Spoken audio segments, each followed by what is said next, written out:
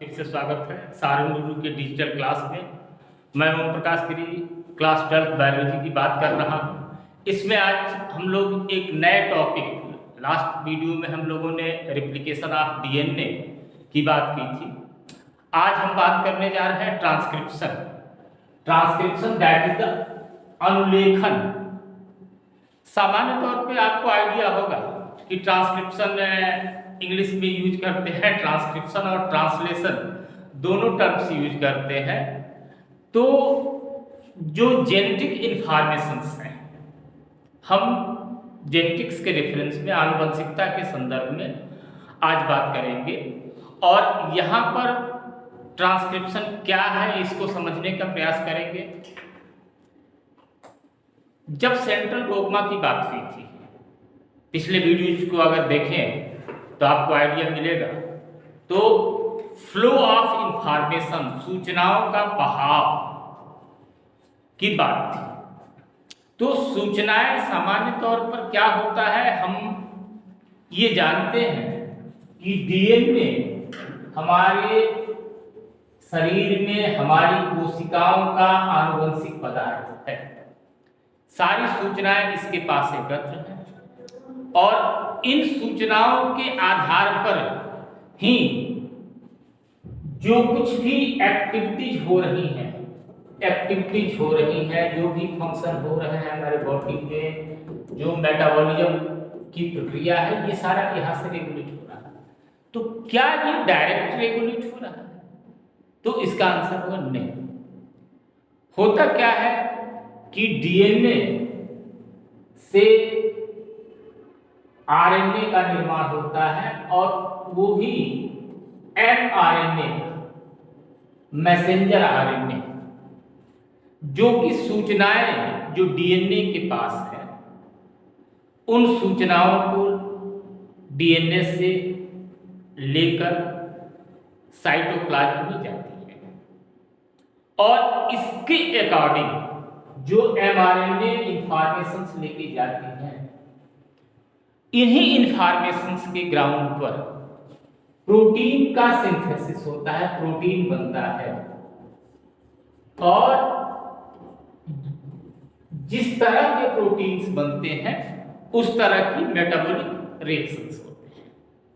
तो इस तरह से हमारी बॉडी फंक्शन, किसी भी जीव की body function control by the DNA. Control तो डीएनए से हो रहा है, लेकिन ये डायरेक्ट कंट्रोल ना होके इनडायरेक्ट वाया आरएनए हो रहा है। तो इसी प्रक्रिया को सेंट्रल डोग्मा यहाँ का एक फॉर्म है। डीएनए से फिर नए डीएनए का बनना भी सेंट्रल डोग्मा में ही है। वो बातें हम कर चुके हैं। अब आज हम ये अनुलेखन की बात करेंगे, ट्रांसक्रिप्शन की बात करेंगे कि ये कैसा है, कैसे होता है। तो हमारा बुक क्या बता रही है? डीएनए एक रज्जुक से, डीएनए डबल स्ट्रैंडेड स्ट्रक्चर है, ये हम वेल नोन है। अब इसको हम लैटरल ऐसे लंबा करके देखते हैं, एक स्ट्रैंड और दो स्ट्रैंड। तो इन दोनों स्ट्रैंड्स के बीच में नाइट्रोजन बेसेज जुड़े हुए हैं। ये सारी बातें हम लोग लास्ट वीडियोज में कर चुके हैं। थोड़ा सा और क्लियर करने के लिए हम यहाँ स्केच कर दे रहे हैं। तो ये रज्जुक है एक और ये दूसरा है। तो क्या कर रहा है? एक रज्जुक से आनुवंशिक सूचनाओं का जो इसमें इंफॉर्मेशन हिडन है, जो सूचनाएं एकत्र हैं, तो का आरएनए में प्रतिलिपिकरण, आरएनए में प्रतिलिपि उसकी बनती है, कार्बन कॉपी बनती है, कि प्रक्रिया को अनुलेखन कहते हैं। तो ये फर्स्ट लाइन आपको बिल्कुल याद करना है कि डीएनए के एक रज्जुक से आनुवंशिक सूचनाओं का आरएनए में प्रतिलिपिकरण करने की प्रक्रिया को अनुलेखन कहते हैं। ये डेफिनेशन हो गया। अब यहां भी पूरकता का सिद्धांत, कंप्लीमेंट्री प्रिंसिपल, अनुलेखन प्रक्रम को नियंत्रित करता है। करता है, इस डायग्राम के सहारे और भी डायग्राम से भी मिलेगी, उससे समझेंगे, जिसमें एडिनोसिन थैमीन की जगह पर यूरेसिल के साथ क्षार युग्मक बनाता है। अब हम ये जानते हैं कि एडिनोसिन के साथ, अगर यहाँ पर एडिनोसिन है एक तरफ, तो दूसरी तरफ क्या होगा, थियामीन हो जाएगा। अब इसी प्रोसेस को चेंज कर दिया गया है। ये क्या है कि एडिनोसिन थियामीन की जगह पर क्या आ जा रहा है, यूरेसिल आ जा रहा है। यद्यपि प्रतिकृति प्रक्रम के विपरीत किसी जीव के कुल डीएनए द्विगुणित होकर अनुलेखन के दौरान अपना एक रज्जुक आरएनए के साथ मिलाकर उसी का रूप ले लेता है। एक स्ट्रैंड, दोनों स्ट्रैंड में ये कहानी भी आएगी।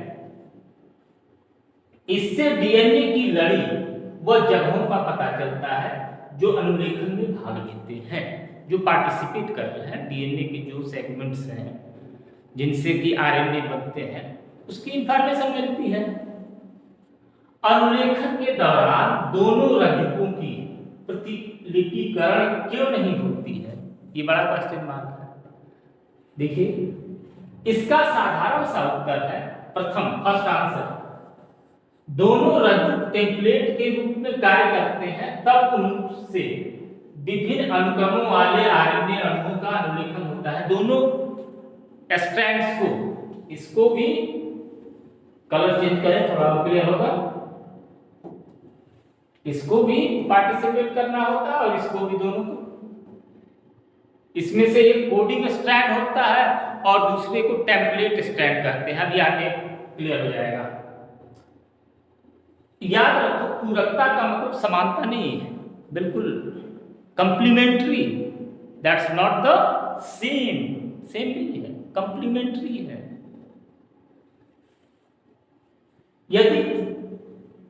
यदि प्रोटीन का कूटलेखन करते हैं, अब प्रोटीन के लिए अगर हम करते हैं तो फिर कुछ दूसरी बातें होंगी। तब प्रोटीन में मिलने वाले एमिनो अम्लों का अनुक्रम भिन्न होगा।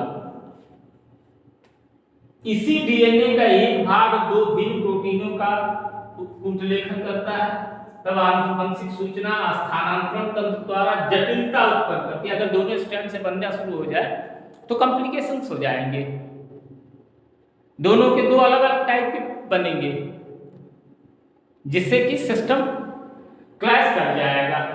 दूसरा आंसर बता रहा क्या है, दूसरा, साथ दो आरएनए अणु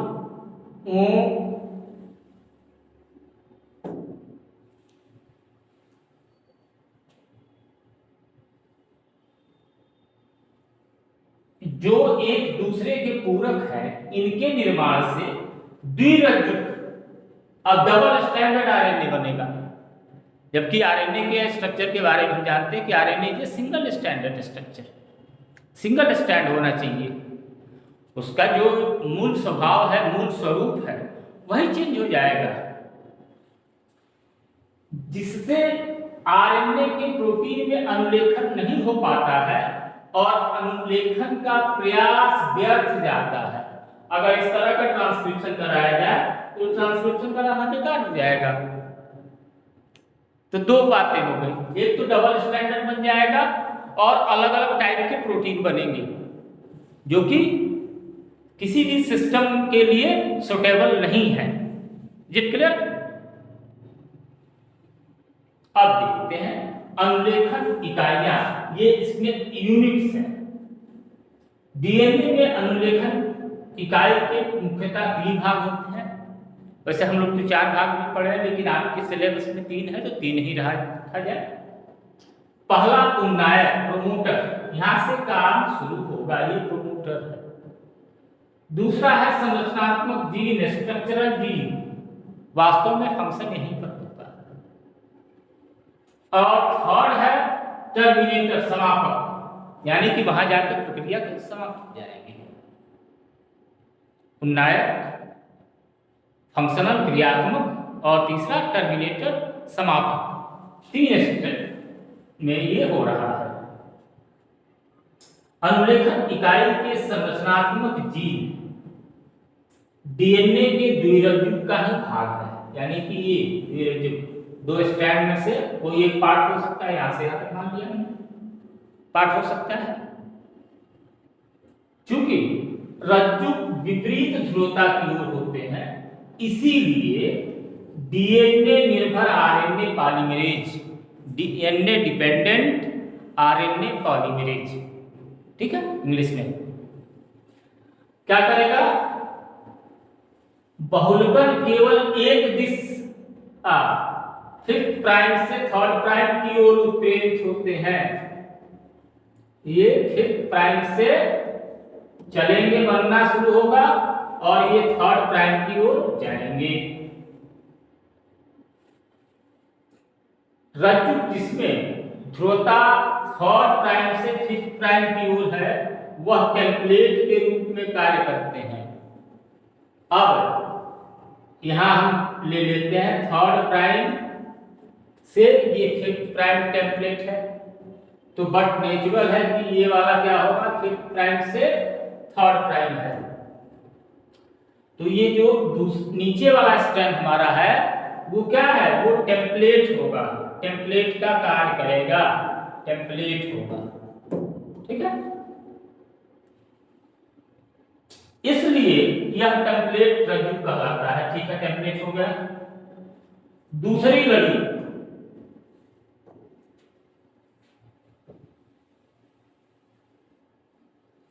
लड़ी पर आते हैं।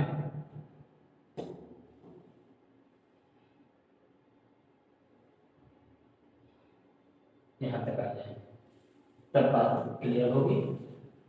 फिर से एक डायग्राम हम बना लेते हैं। नीचे A1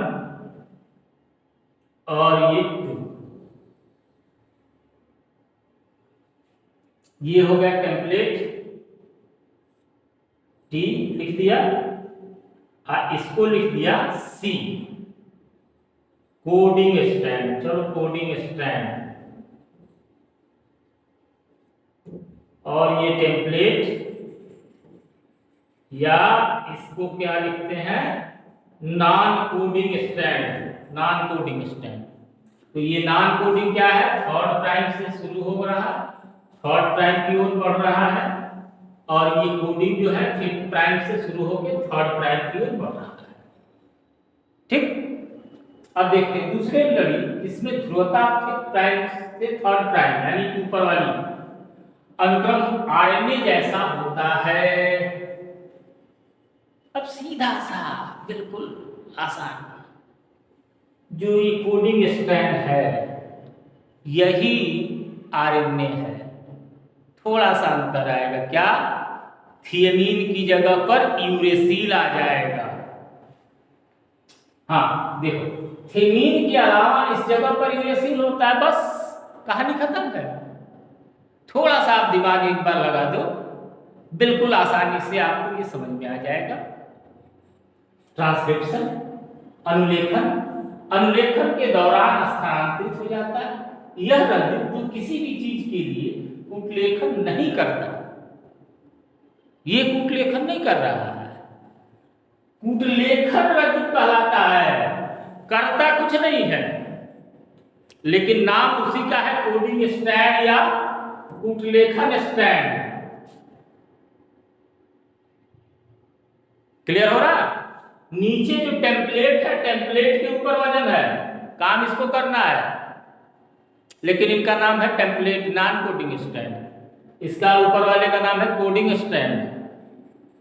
क्या बात है? सभी बिंदु जो अनुलेखन इकाई के भाग है, कूटलेखन रज्जु से बनते हैं, नहीं होते। हाँ, सारे बिंदु जो अनुलेखन इकाई के भाग है वो बनते तो इसी से है। उन बिंदुओं की व्याख्या के लिए अनुलेखन इकाई के परिकल्पित अनुक्रमों को नीचे दिया गया है। अब ये इमेजिनरी स्ट्रैंड्स बना दिए गए हैं, जैसे ATG, TAC। अब इस स्ट्रैंड को हम समझे, इसी जो लिखा हुआ स्टेटमेंट है, इसी लिखे हुए स्टेटमेंट्स को हम देखते हैं। इसमें से ज्यादा नहीं, मैं 1 3 3 6 और 3 9 को ले रहा हूं। अब यहां पर मैं 9 को क्यों ले रहा हूं, उसकी एक बात और समझा दूं कि ट्रिपलेट होते हैं, कोडोन ट्रिपलेट बनते हैं। यहां से भी हम ले लिए 3 3 6 3 9। अब हम देख रहे हैं, या इसको और क्लियर कर रहा हूं, स्ट्रेट लाइन खींच के 1 2 3 6 3 9, यहां भी इसको खींच ले रहा हूं 1 3 3 6 3 9 3 3 6 3 9, ठीक है।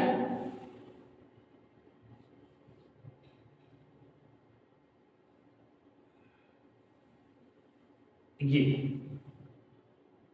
यहां पर हम लोग ए तक हैं, लाइन खींचते जा रहे हैं, कोई बात नहीं है। A T G, C A T और जी सी ए,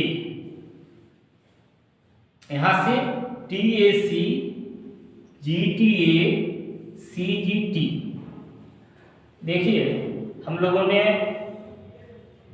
1 2 3 4 5 6 7 8 और ये 9 स्ट्रैंड्स लिए, 9 हमने बेस पेयर्स को लिया।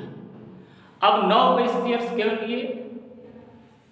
चूंकि एक कहानी जब इसमें कोडिंग होगी तो कोड बनेंगे तो 3 के कोड बनते हैं, 3 का बंच होता है। ये आगे चल के हम लोग डिस्कस करेंगे। अभी यहां से कूट लेखन की प्रक्रिया को समझते हैं। ये कैसे होता है अनलिखन। तो अगर यहां पर ए है तो उसका काउंटर टी है, टी है तो ए है, G C, C G, A T, T A, G C A T. तो हमने कहा कि ये कोडिंग स्ट्रैंड है, ये कोडिंग स्ट्रैंड है और ये टेम्पलेट है, इसको कहते हैं नॉन कोडिंग।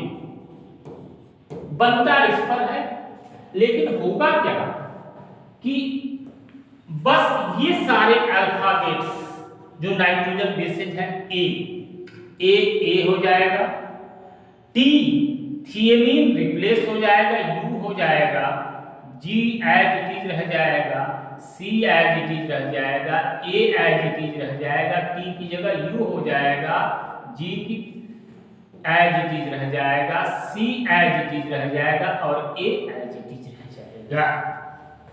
तो हमें जो ये कोड मिले A U G, C A U and G C A, यही mRNA के फॉर्म में ट्रांसफर होगा, यही mRNA होगा। ये कंडीशन होती है अनुलेखन की प्रक्रिया में, यही काम होता है और इसी वजह से इस स्ट्रैंड को हम कहते हैं कोडिंग स्ट्रैंड और दूसरे वाले स्ट्रैंड को कहते हैं क्या? टेम्पलेट या उत्लेखन रज्जुक। सॉरी, यहां टेम्पलेट मैं उल्टा बोल रहा हूं। अकॉर्डिंग टू बुक यहां पर टेम्पलेट रज्जुक इसको लिखा गया है और उत्लेखन रज्जुक इसको लिखा गया है। तो जो नया स्टैंड बनेगा, मैं करेक्शन कर रहा हूं, 3 3 6 3 9, ये यहां से आएगा टेम्पलेट तो एज इट इज रह जाएगा, टी की जगह यू आ जाएगा, ए एज इट इज आएगा, सी आएगा, जी आ जाएगा, टी की जगह फिर यू हो जाएगा, ए एज इट इज हो जाएगा, C as it is, G as it is और टी की जगह फिर यहाँ पर यू होगा। तो क्या मिला? U A C, G U A, C G U. हमने शुरू में इसको टेम्पलेट और रज्जुक शब्द जो दिए थे वो हमने नहीं लिखा, तो हम टेम्पलेट के ऊपर mRNA बना दिया, ये बनेगा कूटलेखन रज्जु पर, और ये क्रम होगा इसके बनने का, mRNA जो बनेगा। ठीक है, डाउट क्लियर कर लीजिएगा। कूटलेखन रज्जु, ये कोडिंग स्ट्रैंड ये है, ये कोडिंग स्ट्रैंड है और ये टेम्पलेट है। तो इस तरह से mRNA का निर्माण होता है। अब और देखते हैं, यहां पर एक क्वेश्चन दिया जा रहा है, उपरोक्त डीएनए से अनुलेखित आरएनए के अनुक्रमों को क्या आप लिख सकते हैं? बिल्कुल हम लिख सकते हैं, हमने लिख दिया। उसी क्रम में हम आगे भी लिख लेंगे। अब क्या है, उन्नायक व समापक, यानी कि जो स्टार्टर है और ये टर्मिनेटर है, तथा किनारे पर स्थित संरचनात्मक जीन, स्ट्रक्चरल जीन जो है, अनुलेखन इकाई बनाते हैं। यानी कि ये तीनों मिलकर क्या बनाते हैं? अनुलेखन इकाई बनाते हैं। संरचनात्मक जीन के 5th प्राइम किनारे पर इसका संदर्भ कूटलेखन रज्जु के ध्रुव के संबंध में है, उन्नायक स्थित होता है। संरचनात्मक जीन के 5th प्राइम, जहां से की शुरुआत होगी, वहां पर उन्नायक स्थित होता है। यह डीएनए अनुक्रम है जिससे आरएनए पॉलीमरेज जुड़ता है। यहां से डीएनए पॉलीमरेज आरएनए पॉलीमरेज जुड़ता है और अनुलेखन इकाई में स्थित उन्नायक टेम्पलेट व कूटलेखन रज्जु का निर्धारण करता है। जहां से शुरुआत होगा वो डिटरमाइन करेगा। समापक कूटलेखन, जहां टर्मिनेशन होना, रज्जु के 3rd प्राइम अनुप्रवाह पर स्थित होता है।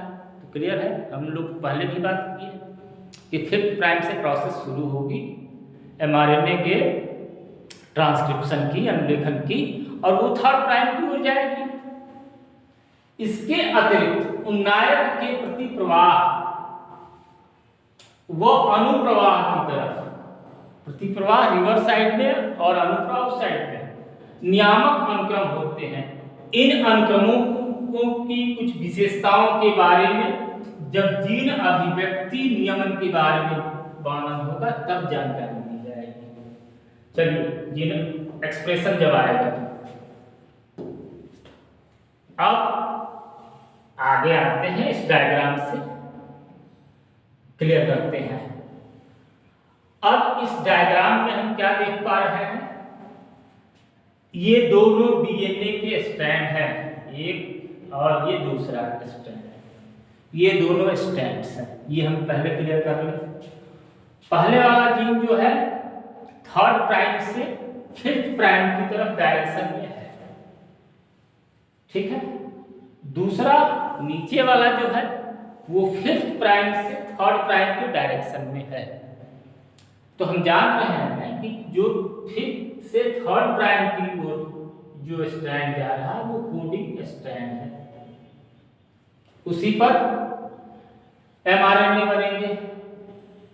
और ये जो 3rd से 5th प्राइम की ओर है वो टेम्पलेट है। अब इसमें हमें दिखाया क्या जा रहा है? प्रोसेस ऑफ आरएनए जो बनना है उसके बारे में भी हम जान रहे हैं कि वो 5th प्राइम से शुरू होकर 3rd प्राइम की ओर जाएगा, बनेगा। 5th प्राइम से शुरू होकर 3rd प्राइम की ओर बनेगा। अब इसमें क्या है? उन्नायक स्ट्रक्चरल जीन है, बन रहे हैं, का पोर्शन है ये। यहां उन्नायक है और यहां समापक है। यहां टर्मिनेट होगी प्रोसेस और यहां से प्रोसेस शुरू हो रही है। तो उन्नायक का एरो दिया है, इधर प्रोसेस इधर की ओर जा रही है और यहां पर बॉक्स दिया गया है। ये क्या दिखा रहा है कि यहां पर प्रोसेस जाके समाप्त हो जाएगी। तो अनुलेखन आरंभ स्थान जो ट्रांसक्रिप्शन की प्रोसेस है वो यहां से शुरू होगी और यहां पर जाकर समाप्त हो जाएगी। तो इस डायग्राम से हम बिल्कुल आसानी से, बहुत सिंपल डायग्राम है हमारी बुक में, बहुत सारी साइड अगर आप देखेंगे तो वहाँ कॉम्प्लिकेटेड किया गया है, इतना सिंपल डायग्राम कहीं नहीं मिलेगा। तो यहाँ पर इनिशिएशन हो रहा है, ओरिजिन पॉइंट है जहाँ से प्रोसेस शुरू होगी और यहाँ पर टर्मिनेट हो जाएगी।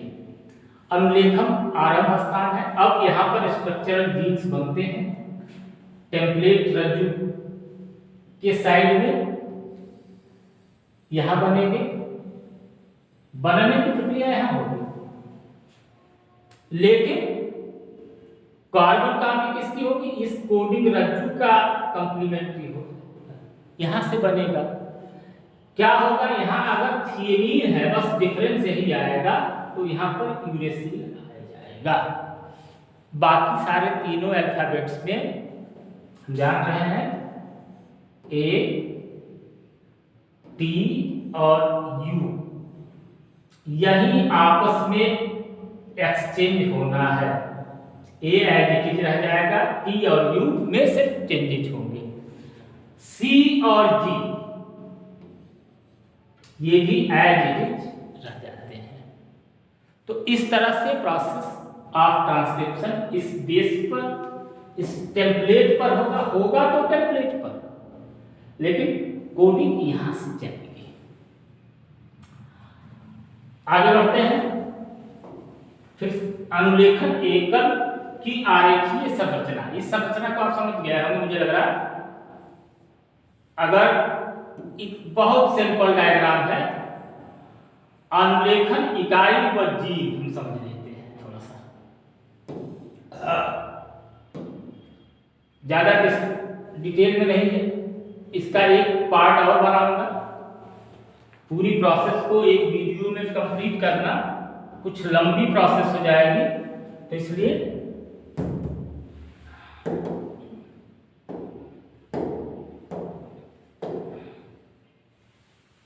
चेंज अब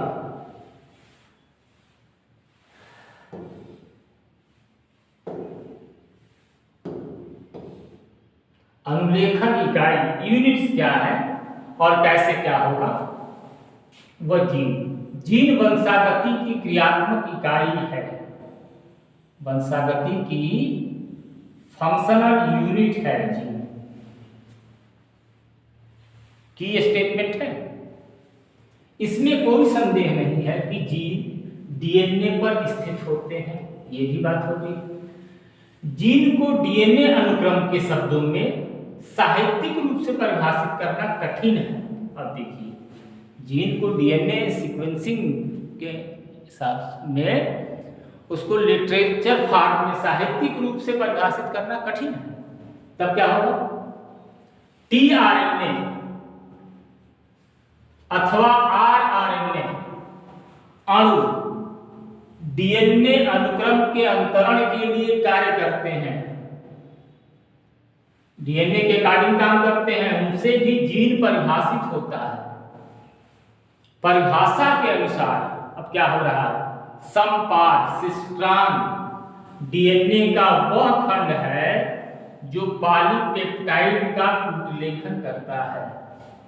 सिस्ट्रान अनुलेखन इकाई में संरचनात्मक जीन मोनोसिस्ट्रॉनिक अधिकतर सुकेंद्रीय में या पॉलीसिस्ट्रॉनिक अधिकतर जीवाणु या असीम केंद्रीय में हो सकता है। मोनोसिस्ट्रॉनिक एक पॉइंट और पॉलीसिस्ट्रॉनिक कई पॉइंट्स होंगे।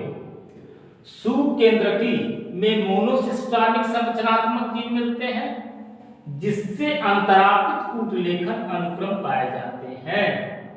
इंटरप्टेड होता है अंतरा,